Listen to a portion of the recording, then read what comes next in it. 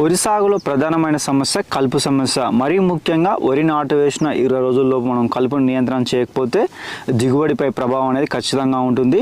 మరీ ముఖ్యంగా మనకు డ్రమ్ సీడ్ కావచ్చు, అలాగే నేరుగా విత్తిన వరి సాగులలో ఈ కలుపు సమస్య అనేది అధికంగా ఉండడం జరుగుతుంది. అయితే రైతులందరూ కొన్ని సందర్భాల్లో కలుపు నియంత్రణ మందులు పిచికారి చేసినా మళ్ళీ పిచికారి చేయాల్సి వస్తుంది. దీని కారణంగా ఏమవుతుందంటే అధికంగా ఖర్చులు అయితే కావడం జరుగుతుంది. అయితే కలుపు నియంత్రణ సులభతరం చేయడం కోసం ఈ వీడియోలో పెన్ఫ్లోర్ పోస్ట్ హెర్బిసైడ్ గురించి అయితే మనం పూర్తి వివరాలను తెలుసుకునే ప్రయత్నం అయితే చేద్దాం అనమాట.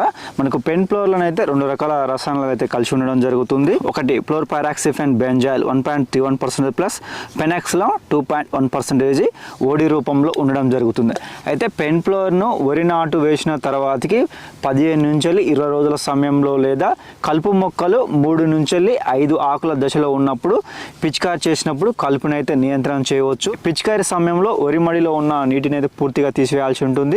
1 ఎకరాకు 500 ml ను 150 నుంచి 200 లీటర్ల నీటిలో కలిపి 1 ఎకరాకు పిచికారి చేయాలి. పిచికారి చేసిన 3 రోజుల తర్వాతకి నీటిని అయితే పెట్టాల్సి ఉంటుంది. పిచికారి చేసిన 7 నుంచి 10 రోజుల లోపు నత్రజని ఎరువులను అయితే చల్లవలసి ఉంటుంది.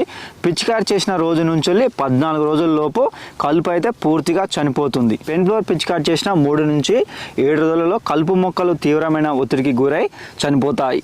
కలుపు మొక్కలు 3 నుంచి 5 ఆకుల దశలో ఉన్నప్పుడు లేదా వరి నాట్లు వేసిన 15 రోజుల నుంచి 20 రోజుల సమయంలో ఈ పెన్ఫ్లోర్ను అయితే పిచికారి చేయాల్సి ఉంటుంది.